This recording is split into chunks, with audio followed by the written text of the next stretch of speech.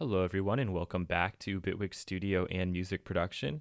This is lesson 5.28, and in this lesson we're going to explore the timbral and sonic possibilities of adding in a second oscillator.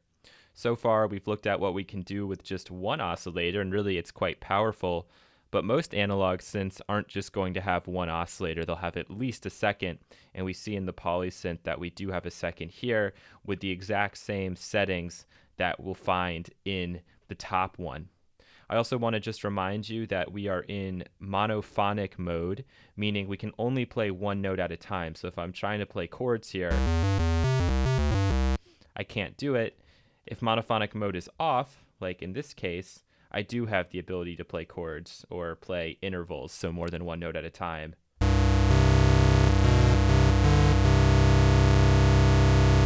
And that's very, very important because the originators of the analog synthesizer made those synths monophonic, mainly because it was a lot easier and cheaper to do, but also because they knew that if they had additional oscillators with independent pitch control, you really could emulate and play intervals by just having to hit one key. And this all goes back to the harmonic spectrum and how exactly you're going to want to pitch this to make it sound good. We'll talk about all of those things in this lesson. But for now, I want to start by trying to just make these two oscillators identical. And then we'll talk about the mix control here. So what I'm going to do is I'm actually going to go in and I'm just going to basically double click on everything to set it to its original shape. I'm going to keep down at a square. Okay, perfect. I'm going to do the same thing here.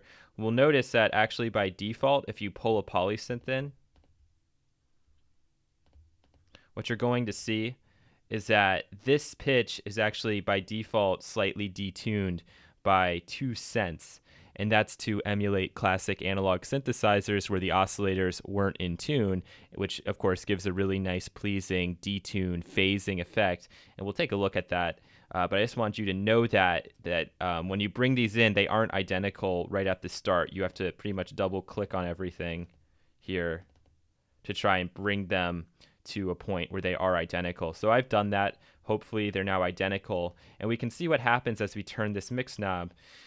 This mix knob is basically a crossfade between oscillator 1 and oscillator 2. At 50-50, we are turning down oscillator 1 by 50% and turning up oscillator 2 by 50%. So it's not like we're adding a ton of gain, but we are starting to possibly add in some new harmonics and then, obviously get some new timbres out of it. So let's play this back and pull the mix knob up and just check and see what happens on our span.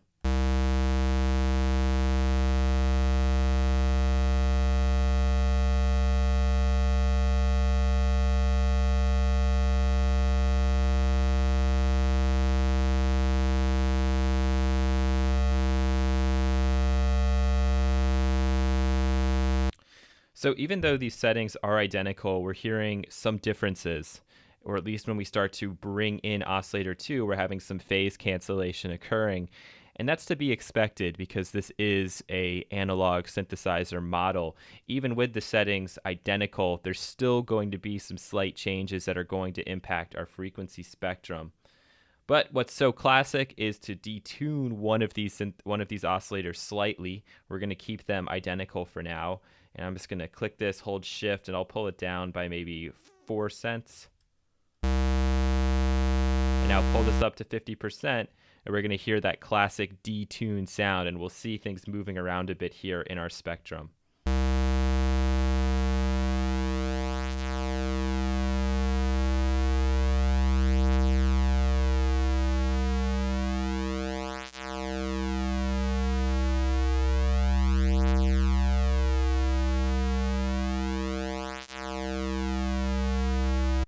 All right, so we've talked about the detune effect, why that's smearing everything.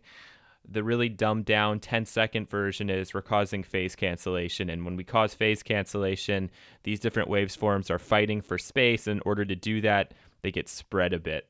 Okay, so that's what we have going on there. But we can take this a step further and we could change the octave. So maybe we want the second oscillator to be an octave below. So I'll pull it down to 16. And now let's take a listen to what happens. Maybe that's a little too low.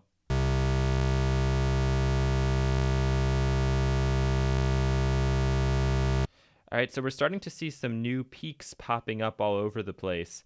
And that's because we're now playing a different pitch. So we're already starting to evoke the same thing as if we were to be playing two different C notes on a polyphonic synthesizer or a synthesizer that's capable of playing more than one note at a time. We could even take this in a different direction if we don't want it playing the exact same note. So right now, if I click it, we're hearing a C out of both of these oscillators. But I pull this back to 8, and instead what I'm going to do is I'm going to change this pitch, and I'm going to throw it to an extreme. So let's pull it all the way up to almost +7. And +7 semitones is the relationship from your root note to the perfect fifth, assuming that we're talking about Western music theory, and like on a piano keyboard, 7 semitones up is the perfect fifth. So now if I play this,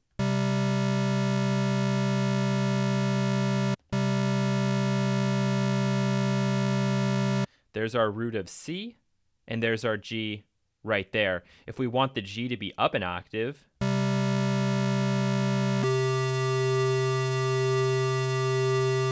all I have to do is adjust that octave switch, and we can still hear that detuning because I don't have the pitch absolutely perfect.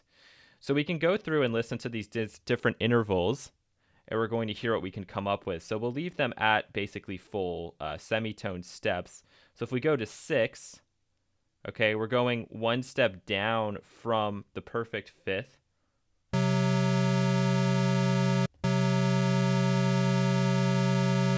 And we're evoking a not too pleasant interval. If I pull this down further to +5, we're going to hear a very pleasant interval, and that's the perfect fourth. A popular one. I can go down to +4.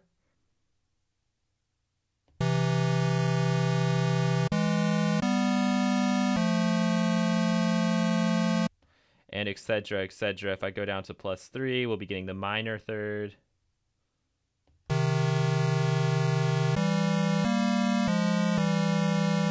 Popular settings are around that +7 or the -7, and there's a reason why this synthesizer allows you to impact the pitch by 7 semitones. It would make more sense if you could actually go all the way up to an octave, since we have an octave switch here, but I think to make it easy for you, they've left it at that perfect fifth relationship because it's pretty easy to get a nice sounding interval if we just crank this all the way up or crank it all the way down. But if we start to also add in like a sub oscillator, maybe on the first one or on the second one, we're able to play like 3 notes at a time. Now the sub is going to be synced to the root note that we're playing. So if we're playing a C and we start to increase the sub, we're going to hear a C an octave below. But still, this is the equivalent of basically pressing 3 keys in a polyphonic synth. So let's go ahead and just do that quickly. So we'll have this play the perfect fifth. Slightly detune this.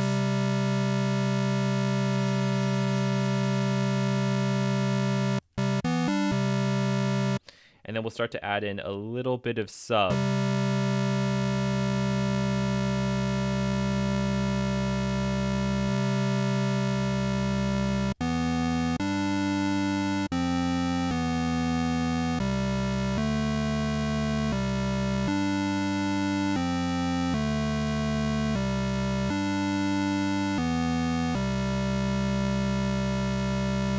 All right, if I take this up an octave higher,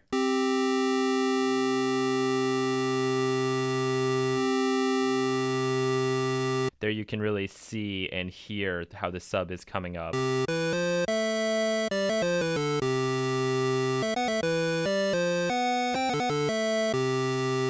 And maybe we actually want to hype that region more. We can turn the sub greater than 50%.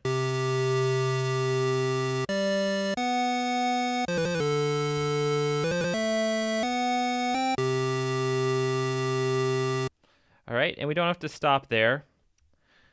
I'll pull the sub back down. We can also change this wave shape, and we're going to get different harmonic relationships and different timbral variations.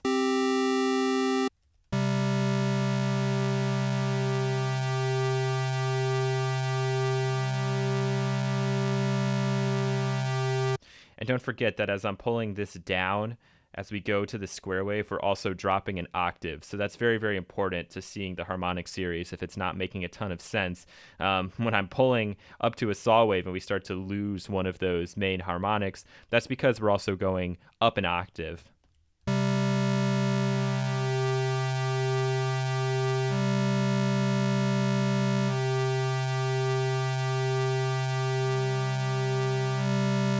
We could also change the pulse width of the two of these different square waves, and that's going to give us so many different timbral possibilities right here. So I'll just go ahead and adjust both of them to doing something slightly different, and we'll hear how that changes the sound.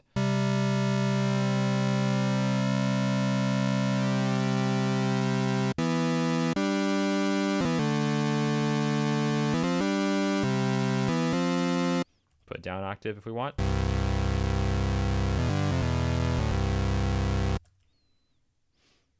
We could, if we wanted to, start to add in some additional voices to make this even more interesting. Let's put the detune amount down. We'll add 4 here, and we'll add 6 here.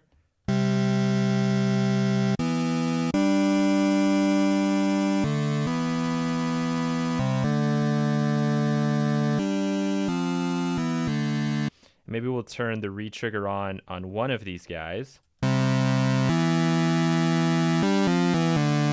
Leave it off on the other, and now let's start to add a little bit of unison spread or unison detune.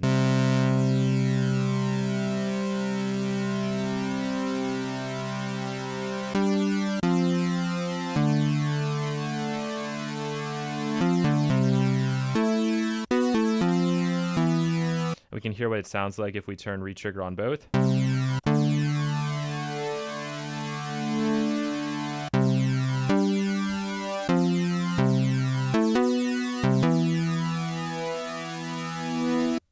Okay, and last but not least, we can also kind of adjust the mix amount that we want to, and this is pretty important. When we're 50-50, we're getting, the same amount of power out of both of these oscillators, but we can change that around if we really want to hype one side or the other.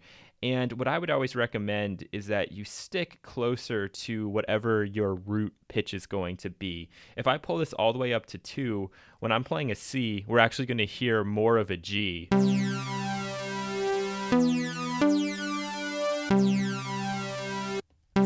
Okay, so I'm playing C, but we can see what we're really peaking at there. Our major, our first harmonic there, our fundamental, is a G, and that's not what we want. So actually what I would probably do is I would start this on 100% to oscillator 1 and slowly fade up until I heard as much of that G as I wanted. So let's do that.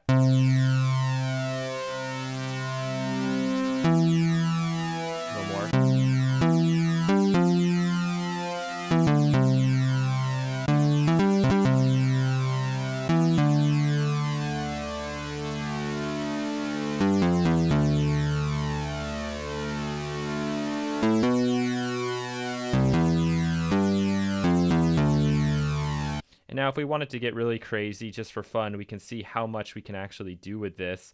If I start to add in some sub, it's like we're playing 4 notes at a time. It's 4 oscillators. This sub is another oscillator here. So I'll pull this up as well. And we'll adjust the pulse widths. We'll crank up the number of voices we have. And let's keep an eye on our signal processing as well, because this is, you would expect, would be doing a lot, but we'll take a look and see how much of a load it's actually putting on our computer here.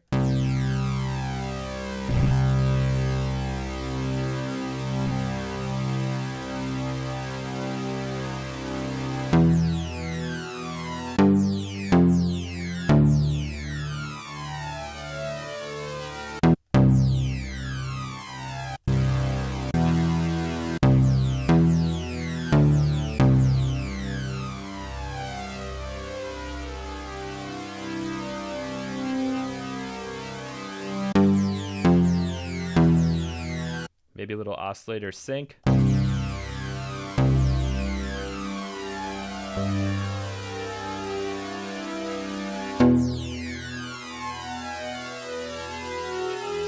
And by a little, I mean a very little.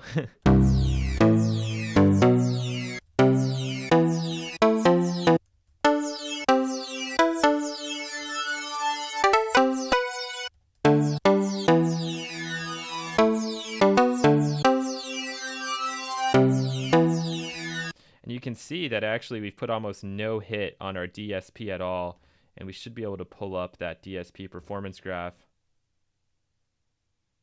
which for some reason has gone into like full screen mode. I may not be able to take this off now.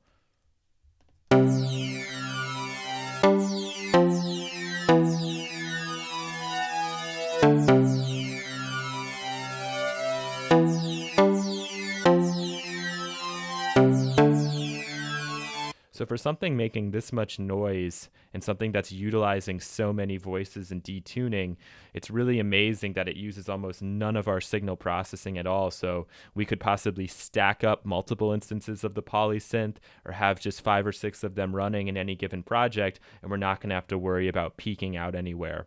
So thank you so much for watching, and get in there and start experimenting, because you can tell just from what I've done in this short amount of time how many sonic possibilities really do exist. Thank you so much for watching, and you'll hear from me again in the next lesson. Take care.